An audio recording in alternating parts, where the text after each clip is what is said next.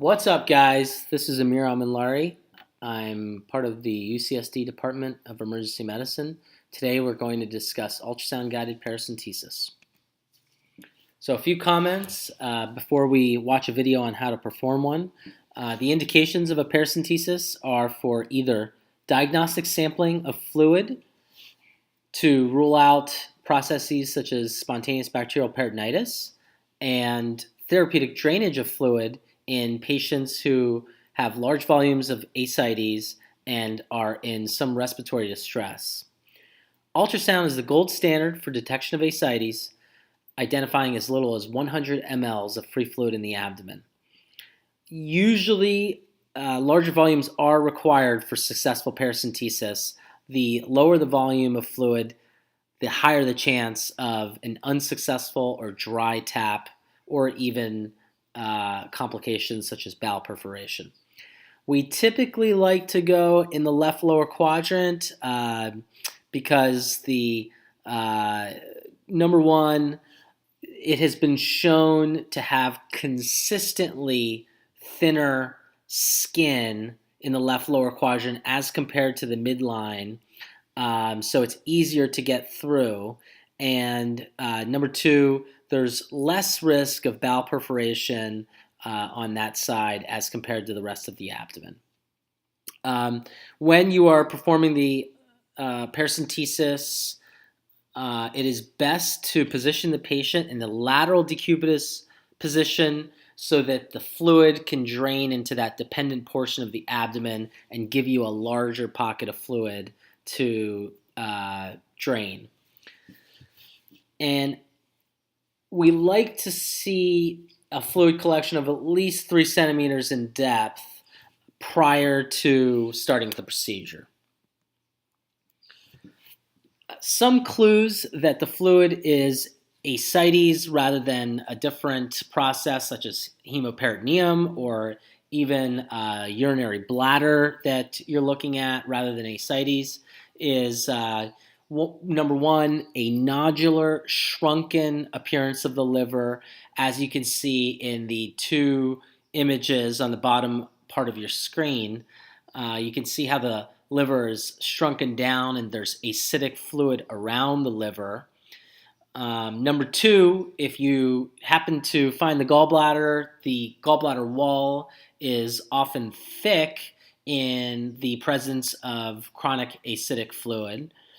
And one tip is to make sure that what you are tapping is indeed peritoneal fluid and not something else such as a large ovarian cyst or the urinary bladder. The bottom portion of your screen to the right shows an image of the urinary bladder with the hyperechoic dome around it. And as you can see, it can be difficult to distinguish from intraperitoneal fluid.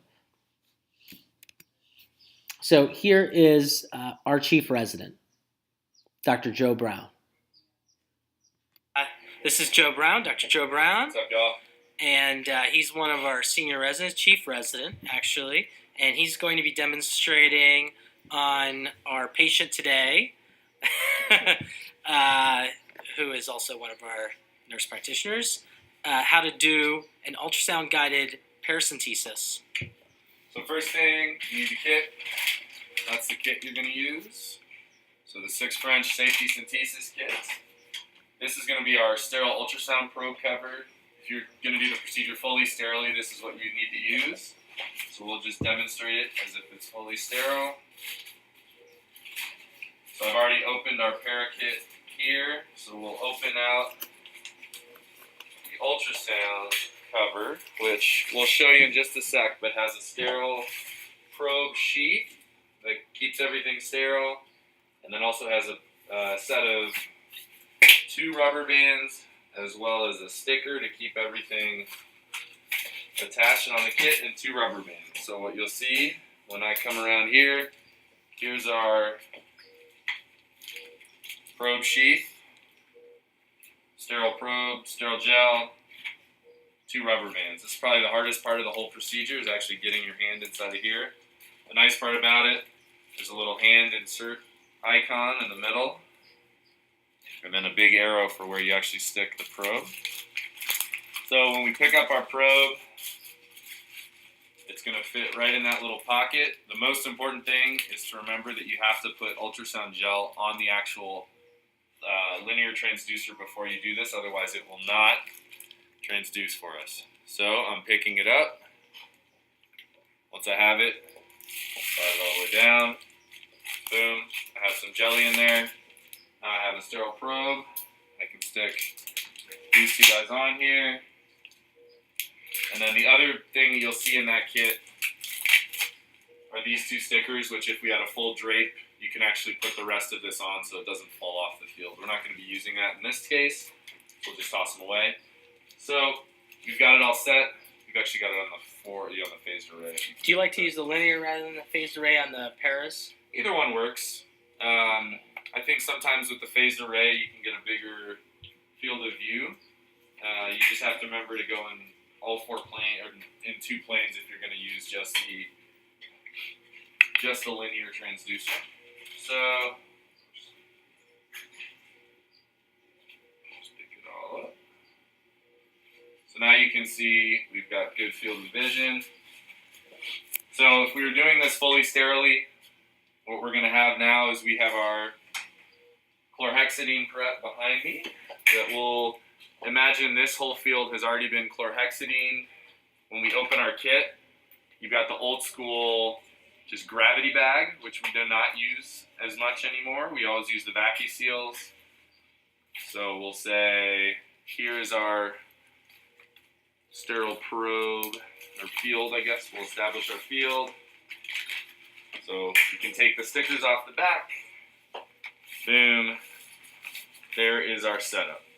So typically when you're going to do paracenteses, your best bet is actually to go on the left lower quadrant. For ease in this room, we're just doing the right lower quadrant. The reason for using the left lower is that's where the bowels are tacked back the most. So you have the least risk of actually hitting any sort of bowel.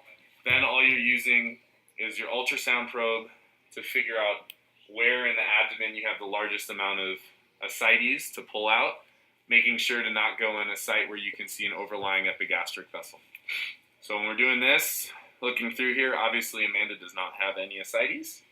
So we're not going all the way through there, but you can clearly see on the ultrasound, you can see the different layers of her abdominal wall. Again, if you're using your linear transducer, you want to kind of phase back and forth in one direction, and then once you find your area, rotate your probe 90 degrees, go back and forth in that direction so that you can identify the deepest pocket. Always being concerned about wherever the deepest pocket is the best, and sometimes you need to rotate the patient into a sort of a semi-angled position to bring more of the dependent fluid into that range. So let's say we've identified our best pocket now. In the kit, you'll actually find your skin probe marker. So let's say we find this is our best spot. What we'll do is mark with an X that's where our spot's going to be. So this is from the sterile kit, so that's all set. We can now put our ultrasound down, making sure to not have the patient move at all, and now we'll walk you through the kit. So when you first open it, you've got the gravity bag on the top, you've got your sterile field and everything else. So you can generally toss this away, we'll just put it underneath. You've got 2 sets of lidocaine that you're going to use for the procedure itself. Your 10 cc syringe. You'll draw both of these up. We'll say that this is now loaded with our 10 cc's. You can put that, actually your best bet now would be to inject into the patient and let the lidocaine start to do its thing. While that's happening, you'll prep the rest of the kit. So the safety synthesis actual needle comes like this. The big difference here is the safety synthesis has a dulled end that's spring-loaded, so theoretically if it hits the bowel, it shouldn't cause a perforation. Here's your actual catheter that you're going to leave in. You can load it up. Boom. Now that that's loaded, this is ready. We would say our lidocaine has hit the spot. We'll bring over our scalpel. You'd give a little skin nick. The idea of the skin nick is then that this doesn't hinge on the skin. You pop it through. It will actually take a good amount of pressure to get through the peritoneum, so make sure that when you're numbing up, that's the most painful part. So you want to make sure to go ahead and numb the peritoneum. Sometimes you'll go through, leave a little bit on the inside, and then withdraw the whole way. Once we're here, we're keeping this at 90 degrees to the skin, always pulling back on the base the whole time you're doing it. Once you're in, once you've gotten your flash, you'll just advance the catheter itself, so you don't advance the needle any further. Now that this is in, you can pull off of this guy. First, your 50 cc's or so to do a diagnostic para and actually send the fluids off. And then if you were doing a therapeutic tap, you connect this guy in here. This would then drain to your vacuum seals. You just pop off the cap. You can see this is just another 18 gauge needle.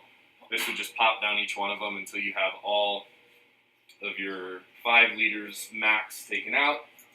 When that's all said and done, you'll prep one of your 2x2s, pull out, withdraw, cover, give a little bit of pressure, and then as you're waiting, there's another Band-Aid in the kit that you can cover up your site. Thank you. That was an awesome demonstration of paracentesis by Joe Brown. You can see why he is one of our chief residents this year. Thank you, Joe. So to conclude, a couple of pearls and pitfalls. First, in the vast majority of patients, the procedure can be performed with pre-puncture mapping only.